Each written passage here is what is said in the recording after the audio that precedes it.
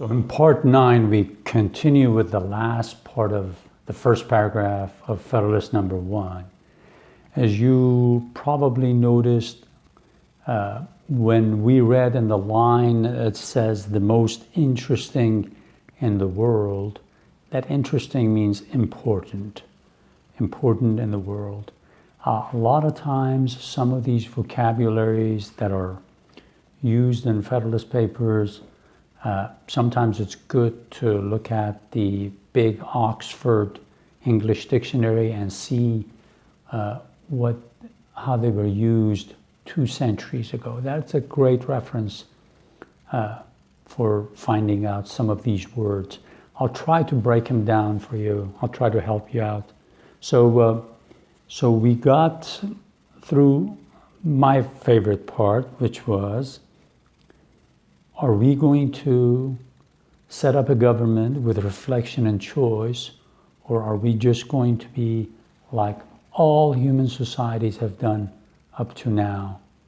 Wait for somebody to conquer them and enslave them and tell them this is the law, like it or not, you're going to obey it.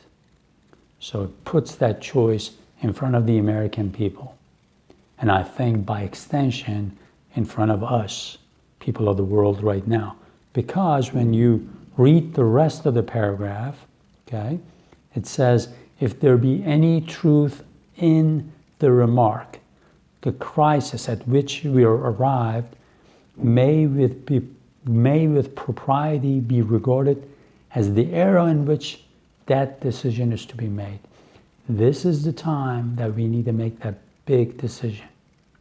This is the time that we need to make the decision whether we're going to unite and prosper together, all of us, or whether we're just going to stay disunited and waste our energy in warfare, distrust, things like that.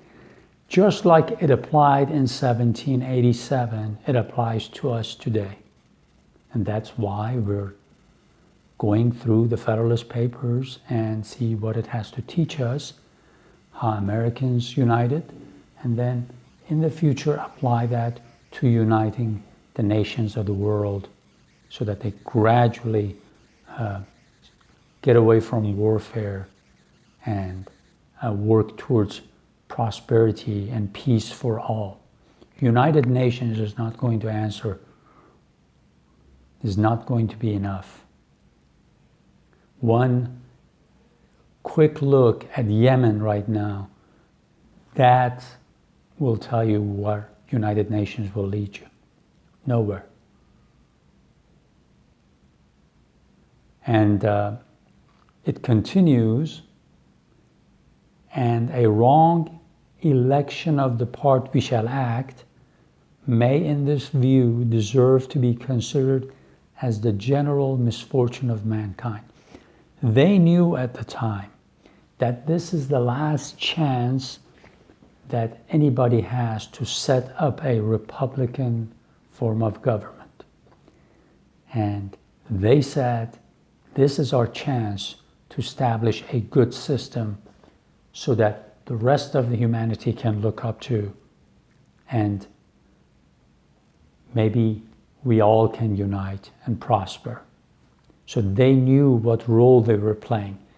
As if when he says shall act, it's not only what they do, but also how they act on the stage where human beings will be all watching.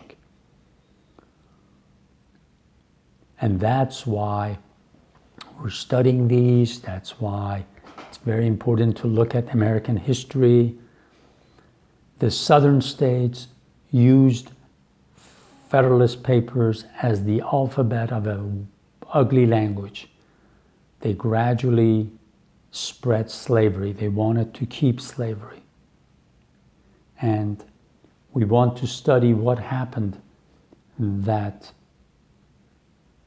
they chose that route and eventually brought us the Civil War. And we're all fortunate that Abraham Lincoln became the president of the United States at the time.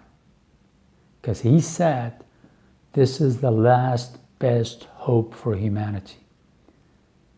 if we let this republic perish, monarchies everywhere will flatter themselves. They say, we are the only form of government that humanity understands. So what if majority of our population don't have any freedoms? So what? We will provide them with a little bit of peace, some food. They'll be happy with that. And we, at the top, the 1, 2, 3%, we will take the wealth of the nation and we will give nothing to the rest of our population. That was the trend. That was what was around. And that's what these founders were hoping to achieve, to establish a republic and to let the to let the rest of humanity know that there is another way. So if you're an immigrant to the United States, I want you to think about what your role is. You are participating in an experiment that is still ongoing. And you have to be a good member of this society. You have to be a productive member of this society. And a good way for you to start is to learn about what the foundations of this country are.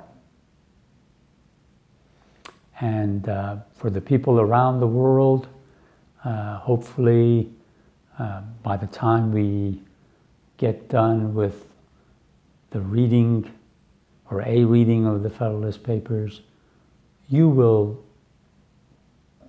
become acquainted with federalism enough to think about it for the future, so that in a few generations we can get together with the knowledge that we have and set up a new system, a new federalist system for the world to unite under. Also, for all of you who are, just like the beginning of these videos, I said I want to make them accessible to people who don't speak English as a first language. What I will do is, in every so many videos, we will look at the vocabulary so that in addition to these conversations we're having, you can also learn some new vocabulary, the difficult vocabulary. I'm hoping to walk you through it, and hopefully this will help. So probably from here on out, I will point the camera towards a map, and we will talk about Federalist Papers that way. And every once in a while, I might point the camera towards myself and share with you some of my life experiences. Since that's going to be personal, then it would be a good idea for you and I to be looking at each other, one another. So come along with me. I hope this will be a good experience for you. I hope these videos will be helpful to you.